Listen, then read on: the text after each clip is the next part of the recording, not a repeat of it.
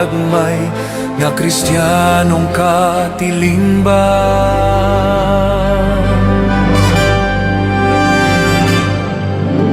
Kita ang simbahan na nagapamati. Kita ang simbahan nga nasentro kay Kristo.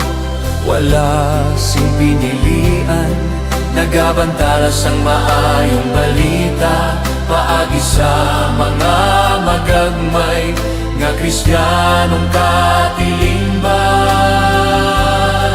Nagapabakod sang pamilya, pamatanon mga kubos kag napabayan, nagasakdag sang nagakabagay nga katesismo kag buhi, nga pagpakigbahin sa mga sakramento.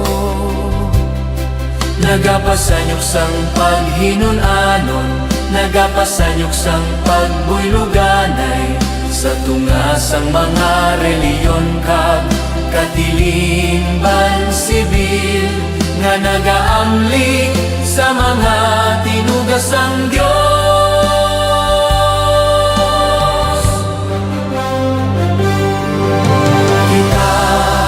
Simbahan na nagapamati, kita ang simbahan nga nasentro kay Kristo.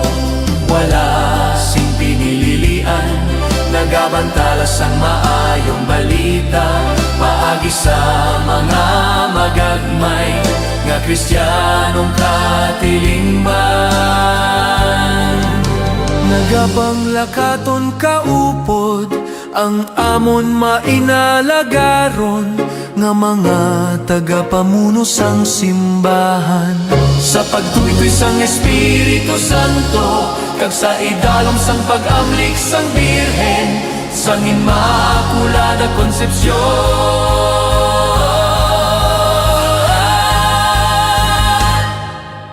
Kita ang simbahan na nagapamati.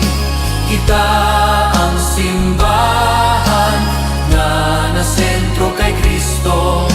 Wala sing pinilian, nagabantalas ang maayong balita, paagi sa mga magagmay nga Kristiyanong katilingban. Kita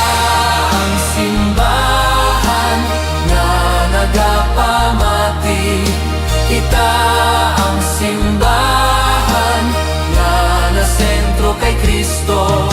Wala sing pinilian, nagabantalas ang maayong balita, paagi sa mga magagmay nga Kristiyanong katilingban.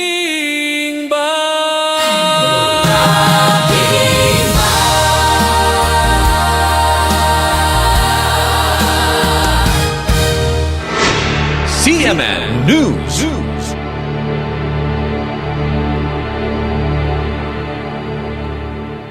Oras sa 88.1 Spirit FM Rojas, Philippine Standard Time, alas 7:02 sa aga.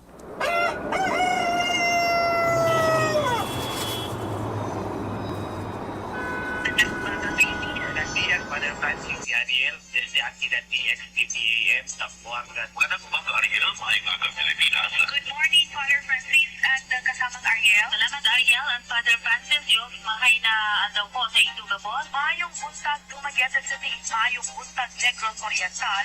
Maayong untag Pilipinas. Magandang umaga, Ariel. Magandang umaga, Pilipinas. Maayad-ayad na aga, probinsya. Antique. Para sa komprehensibo nga impormasyon kag matuod nga balita sa aga. Spirit Morning Balita. Live gikan sa Spirit FM Broadcast Center para sa pagdulong sang matungtuod nga pag-alagad kag pagserbisyo.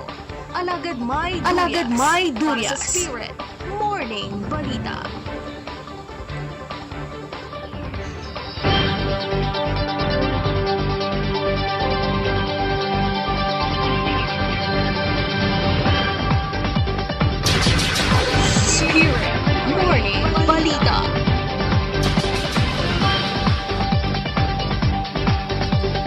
Maayong aga Pilipinas, maayong aga siyudad sang Rojas kag probinsya sang Capiz, maayong aga mga kaalagad. Good morning sa tanan naton nga mga kaalagad kag mga ka-best friends nga nagatutok na sa aton sa 16 ka mga kabanwahanan sa probinsya sang Capiz, 47 ka mga kabarangayan sa siyudad sang Rojas kag sa 71 tanan ka mga parokya kag mission stations sa bugos nga Arkidiocese sang Capiz. Nagapalabot man kita sang pagtamyaw sang maayong aga sa tanan naton nga mga kauturan nga kuto malabotan sang aton nga pagpangalagad ilabi na sa mga kailapit naton nga mga kaprobinsyahanan ang probinsya sang Iloilo, probinsya sang Aklan kag probinsya sang Masbate. Siyempre, ginatamyaw man naton sang maayong aga ang aton mga tsuki nga mga tagpalamati labi na dara sa Teodoro Arzanas Trade Center sa mga talipapa diri sa syudad sang Rojas kag sa bugos nga Capiz. Ang mga may commercial establishments, mga magagmay nga negosyo nga nagapamati, nagatutok, nagasubaybay sa mga programa sang 88.1 Spirit FM Rojas. Good morning mga kaalaga. Sa aton mga kauturan nga mga drivers nga nagabiyahe na sa sining nga mga tinuon, ang iba nagapreparar sa pagbiyahe. Sa aton mga tricycle drivers, jeepney drivers, truck drivers, kag bisan pa ang mga may pribado nga mga salakyan nga kaupod kita sa pagbiyahe sa sining nga mga tinuon kag sa bilog nga adlaw. Good morning kag halong mga kaalaga. Siyempre sa aton mga kauturan sa ilang mga panimalay nga nagapamati, samtang nagapulo pangape, samtang nagaluto, samtang nagapamahaw, samtang nagapabangon sa aton mga estudyante kag mga kaupdanan nga may sulod sa opisina kag eskwela. Good morning mga kaalagad. Nagapangalagad ng programa Spirit Morning Balita para sa pagdulong sa inyo sang mga mainit nga balita subong nga adlaw. Live kita mga kaalagad sa aton official Facebook page. Sa mga wala pa naka-follow, pangitaan nyo lang ang 88.1 Spirit FM Rojas sa inyong mga Facebook. Click nyo lamang ang follow, like, kag pwede man mag-share sa mga programa nga gina-post naton sa aton nga official Facebook page. Live man kita mga kaalagad sa aton YouTube account, kag syempre, mabatian ninyo ako live sa lalisuan sang inyong mga radyo sa 88.1 FM band. Subong nga adlaw sang Miyerkules, Enero 28, tuig 2026. Sa pangalan sang kabugusan nga puwersa sang 88.1 Spirit FM Rojas, ini ang radyo sa Archdiocese of Capiz, ang alagad nyo sa pagtuo kag pagserbisyo. Ako ang inyo tagpalayag ni si Alagad May Durias para sa Spirit Morning Balita. Spirit Morning Balita. Ano balabanwa mga balita nga aton paghahatagan sang nagakaigo nga pagtamo diri sa aton nga pagpangalagad. Yari ng aton nga mga headlines. Sa Balita National, Vice President Sara Duterte nagpasalamat sa moral nga suporta sang mga Pinoy sa The Hague. Samtang FDA chief ginpanginwala ang korupsyon sa ahensya, ginpahayag nga hindi siya mag-resign. Mga balita sa Western Visayas, balitang regional, wala sang na-record nga dalagko nga insidente sa seguridad kag kaluwasan sa tion sang dinagyang suno sa mga otoridad. Samtang opisyal sang barangay patay sa pagpangluthang sa Negros Occidental. Balita diri sa syudad sang Rojas kag probinsya sang Capiz. Balitang lokal, gobyerno probinsyal sang Capiz ginapananaw ang programa sa pag-uma sang crayfish. Samtang 30 pa ka barangay sa Capiz nagapabilin nga apektado sang iligal nga droga. Balita sa patag sang sports, Team Pilipinas nalampuasan ang naunang record sa ASEAN Para Games. Balitang showbiz, Edward Barber magapaidalom o nagpaidalom sa isa ka pastor training. Kag sa aton balita sa simbahan, Balitang Veritas, Vatican, ginanunsyo ang retirement ni Filipino Nuncio Most Reverend Adolfo Tito Iliana. Nabatian mga kaalaga ng aton nga mga headlines. Bantayan ninyo sa hindi madugay ang detalye sa aton ginpanglinyada nga mga balita. Sa sining tinion, hibaloon ta naman ang manginlakat sang panahon subong adlaw diri sa aton Spirit Weather Update. Spirit Weather Update. Para sa atong spirit weather update mga kaalagad, yaring reports ng DOST Pag-asa nga gin-issue alas 4 kagainas ang aga subong nga adlaw January 28, 2026. Wala sang low pressure area o kon bagyo nga ginabantayan kon na monitor sa gwa kag sulod sang Philippine Area of Responsibility. Apang ang hanging hamian o kon ng northeast monsoon ang nag-aapekto sa Luzon kag Visayas, partikular mga kaalagad sa Cagayan Valley, Cordillera Administrative Region, Aurora kag Quezon. Northeast monsoon man ang magadalas ang partly cloudy to cloudy skies nga may isolated light rains sa Metro Manila, nabilin nga bahin sang Luzon kag nabilin nga bahin sang Visayas. Samtang padayon nga man nga apekto ang shear line sa Caraga kag Southern Leyte nga magadalas sang magidalumon nga kalangitan, lapta-lapta nga mga pag-ulan kag isolated thunderstorms. Sa nabilin nga bahin sang Mindanao, ginalauman ang partly cloudy to cloudy skies nga may mga isolated rain showers kag thunderstorms, tuga naman mga kaalagad sang mga localized thunderstorms. Para sa aton nga temperatura, maximum temperature 27.8 degrees Celsius nga mabatsyagan alas 2 karon sa hapon. Minimum temperature 23.8 degrees Celsius nga nabatsyagan naton alas 7 subong nga aga. Nagbutlak si haring adlaw alas 6:25 kag magatunod ini mga kaalagad alas 5:53 karon sa hapon. Para naman sa manginlakat sang panahon o weather forecast, diri sa probinsya sang Capi, sandig sa regional forecast ang DOST Pag-asa, lauman naton mga kaalagad ang maginalumon nga kalangitan kag mga isolated rain showers. Aton nga temperatura 24 degrees Celsius, maximum temperature 30 degrees Celsius. Aton nga hangin mangin kasarangan tubtub mabaskog, samtang aton coastal condition makasarangan tubtub mabaskog nga mga pagbalod. Para naman sa weather forecast diri sa syudad sang Rojas, mainit ang panahon mga kaalagad, ilabi na sa una nga mga inoras subong nga adlaw. Umpisa alas 7 tubtub alas 12 sa udto, mayara lamang sang 0 to 3% chances of rain. Samtang karon sa hapon, marubo man ang chances sang pag-ulan sa 7% chances of rain. Lauman man mga kaalagad ang marami nga panahon tubtub sa gabi, mayara lamang sang 5% chances of rain. Nabatian mga kaalagad ang aton Spirit Weather Update. Spirit Weather Update.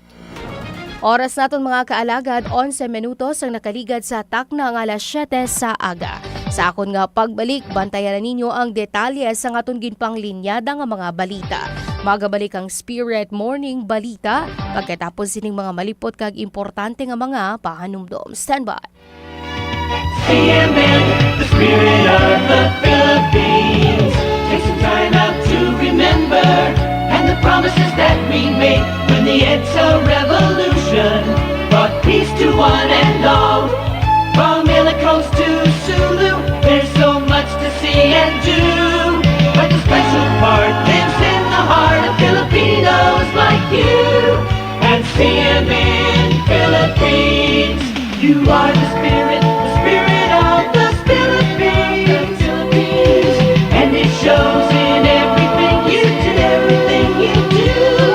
We've got the spirit of the Philippines. And we share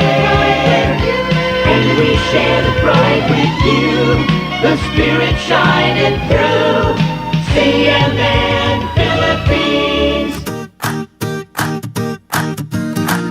Got a vision, a dream so grand, a perfect place in this beautiful land. Thinking homes, thinking futures, bright and new. We're here to build it just for you. JP Orleans, that's the name you'll know. JP Orleans, watch your happy future grow. Build on trust in all we do. Dream it and we build it for you. Your perfect home is waiting with JP Orleans.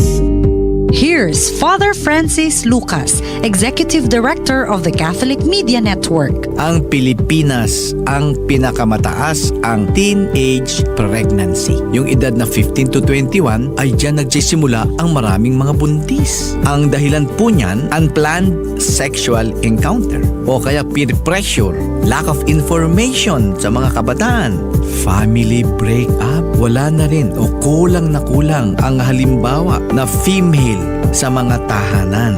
Ito po ay symptoms lang ng kondisyon ng socio-economic. Mahalaga ang mag-anak. Ito ang ating nakikita ngayon na mahalagang mahalaga ang bawat tahanan na nag-iibigan, nagtuturo sa mga anak at hindi lang puro ang simboyo ng kalooban ang pinagbibigyan. For more, visit catholicmedianetwork.org or download CMN Live app.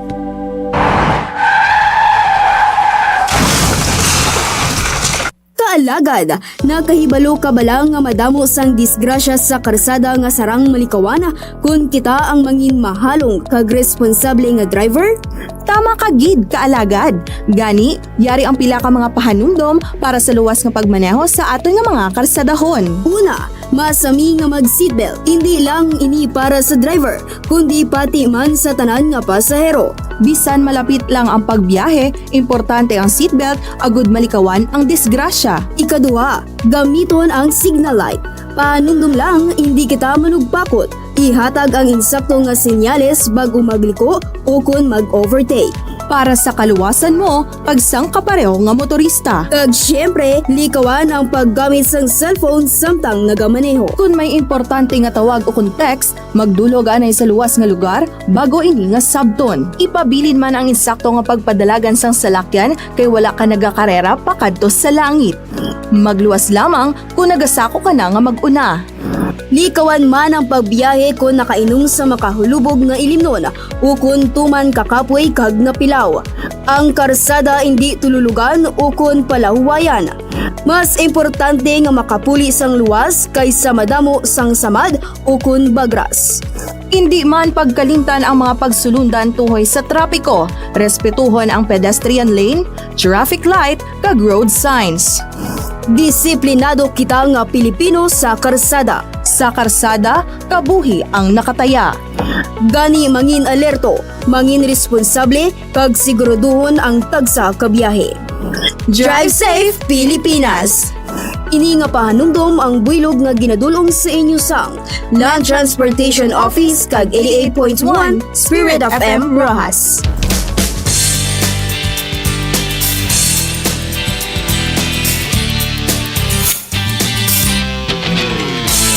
Songs on the radio, Spirit FM.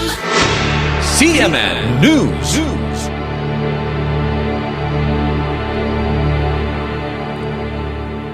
Oras sa 88.1 Spirit FM Rojas, Philippine Standard Time, alas 7:16 sa aga.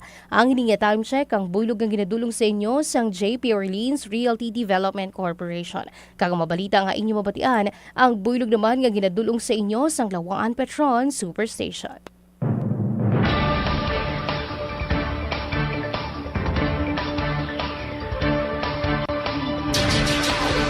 Spirit Morning Balita.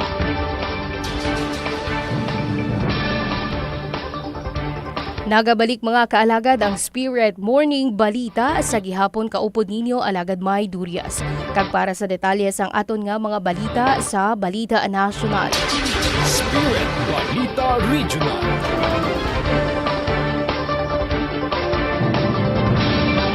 Spirit Balita National. Nagpasalamat sa mga Pilipino sa The Hague si Vice President Sara Duterte. Kahapon akon sang nagligad nga Lunes sa ila suporta sa iya detained nga amay na si Anay Presidente Rodrigo Duterte kasunod sang ginakabig sang ila kampo nga malain nga balita. May baluan nga ginpahayag sang pre-trial Chamber 1 sang International Criminal Court sang Lunes nga fit ang Anay Presidente nga magpartisipar sa pre-trial proceedings sa iya crimes against humanity. Una na nga ginrason sa kampo sang anay presidente nga hindi na ini kabagay nga magtindog sa pagbista bago sa ginaaligar cognitive impairment. Sa ginpamangkot ko nakahambal ang Vice Presidente sa amay na hanungod sa hitabo sang iya kaso. Nagsabatini nga wala siya gintugutan nga istoryahon ang amay sa bagay. Samtag nagpalabot naman ini sang pagpasalamat sa tanan nga mga Filipino ilabi na ang yara sa The Hague sa suporta nga padayon nga ginahatag sa iya amay kag sa ila pamilya.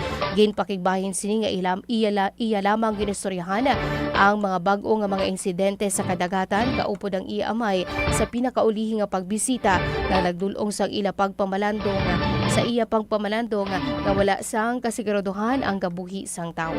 Gintalana sang ICC ang pagbista sa konfirmasyon sang mga panumbungon sa Pebrero 23. Nakahunong si Duterte sa Sivinengen Preson sang ICC humalin sang Marso 11 sang nagdigad nga tuig.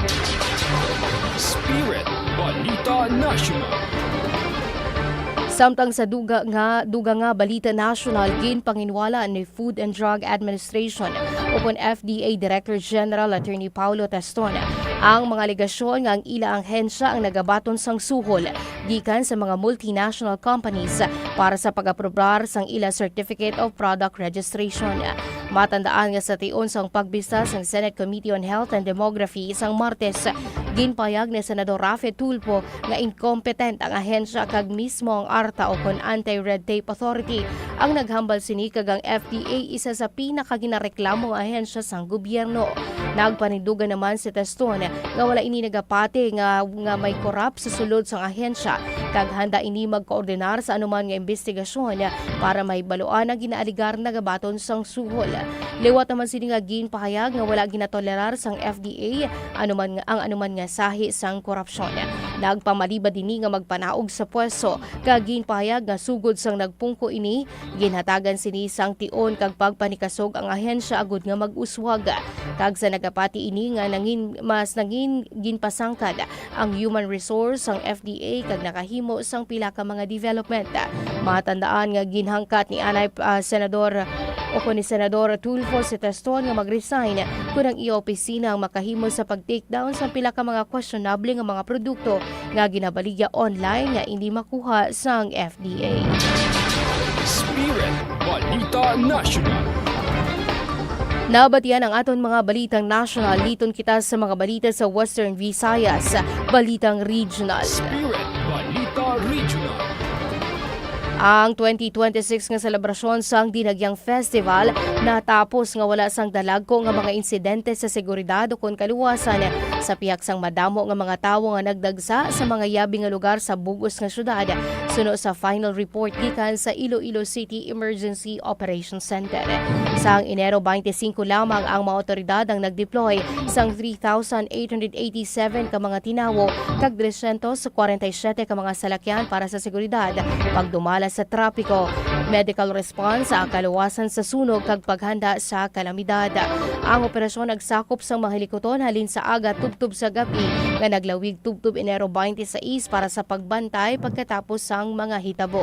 Ginreport sang kapulisan ang kasarangan tubtub madamol nga foot traffic sa mga dalagko nga kahiwatan. Lakip na ang dinagyang awarding ceremony sa Iloilo Freedom Grandstand nga ginabulubanta.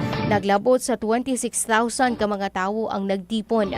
Ang mga lugar sang food festival sa bugos nga syudad ang nakarecord sang kadamaan nga nagalabot sa 21,500 tubtub 35,000. Samtang ang mga konsyerto kag mga hilikoton sa gabi ang nagdugang pa sa pagtambong. Suno sa mga otoridad sa pihak sang kadamuon sa mga nagtambong sa festival, wala sang dalagko nga mga insidente nga na-record. Ang mga emergency responders ang nag-atiban sa 24 ka mga pasyente, kalabanan para sa kakapoy bangod sa init, pagkalipong kagiban pa nga mga magagmay nga kondisyon. Gilayo naman nga ginbulong o kung ginrefer sa mga malapit nga ospital ang tanan nga mga kaso. Agod masiguro ang kaluwasan sang publiko, matandaan nga ginpataas ang syudad ng ila emerhensya sa kahimtangan nga blue alert nga nagaposible sang 24/7 nga pagbantay sa mga insidente, kahimtangan sang panahon kag mga feed sang CCTV. Ginpatuman man ang mga police assistance desk, mobile patrols, traffic rerouting kag maritime patrols sa higad sang Iloilo River. Ginatagan sang kredito sa mga opisyales sang syudad ang malino nga resulta sa mabaskog nga koordinasyon sa tunga sa mga pulis, mga unit sa ikaing lawas, mga grupo sang bumbero kag rescue, mga volunteers kag iban pa nga mga kaupod nga ahensya. Ang pagpanglimpyo sa sanitasyon kag pag-usisa sa kaliwasan sa elektrisidad ginhimo kaupod naman sa pagpatuman sang lokal nga mga ordinansa. Spirit Balita Regional. Sa dugang panaton nga balitang regional, isa ka 59 anyos nga konsehal sang Barangay Santa Rosa, Murcia, Negros Occidental ang ginluthang patay sa isa ka broadlight attack sang Lunes sang aga Enero 26.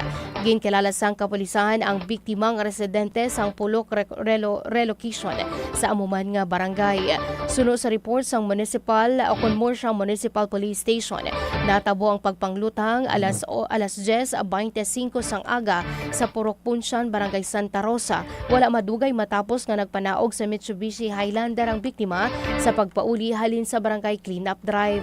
Sa inisyal nga investigasyon, gulpi lang nga nagpalupok ang wala pa makilala nga mga suspetsyado, rason nga naigo sa ulo ang biktima.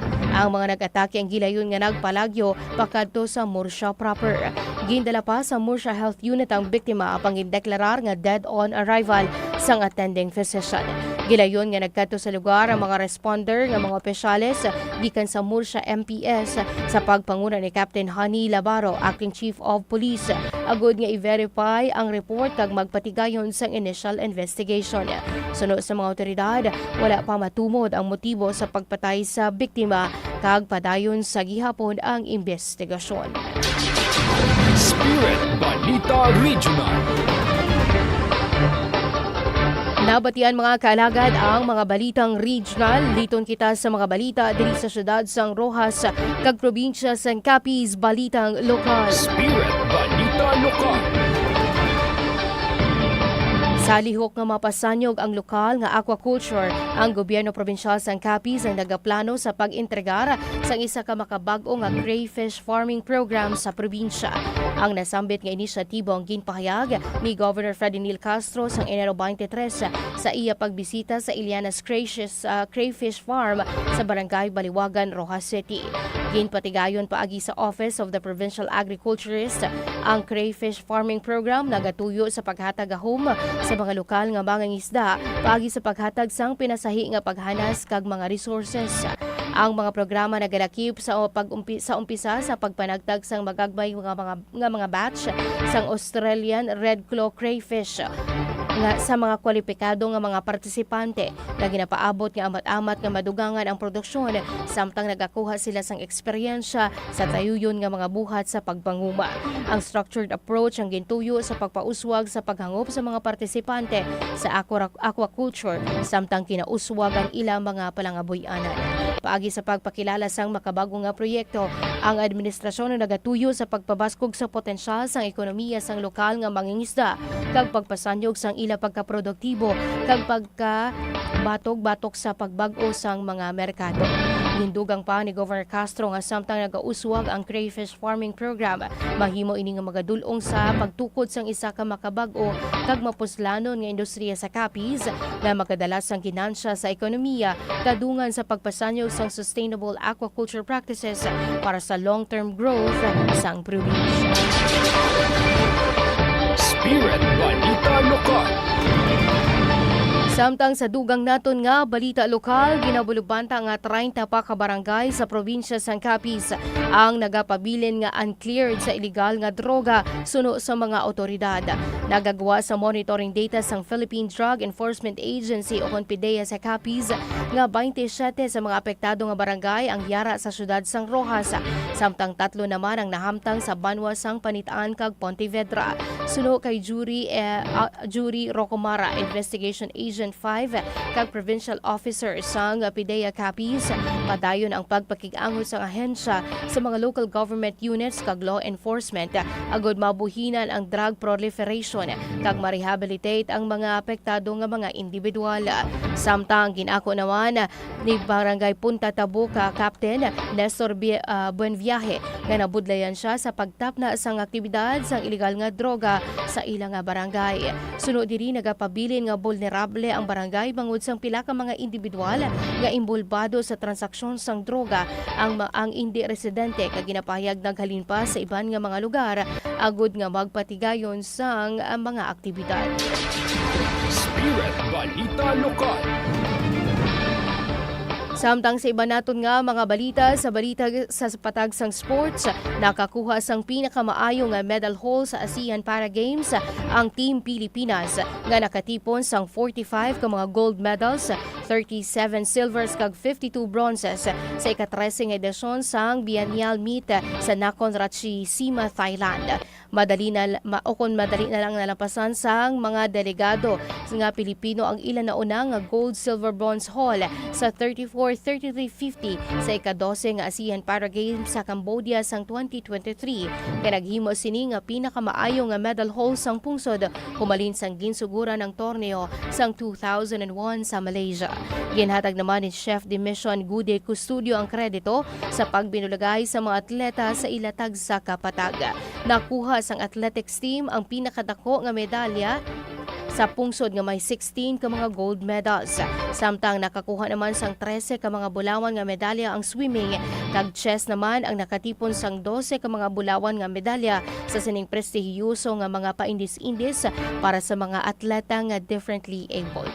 Ang FIDE Master-elect nga si Dari Custodio ang nagduhaw bilang pinaka-bemedal nga atleta sa Pilipinas nga may 6 ka bulawan nga medalya, samtang ang Paralympic swimmer nga si Angel Otom ang nagdala pa uli isang 5 ka bulawan kag isa ka pilak nga medalya.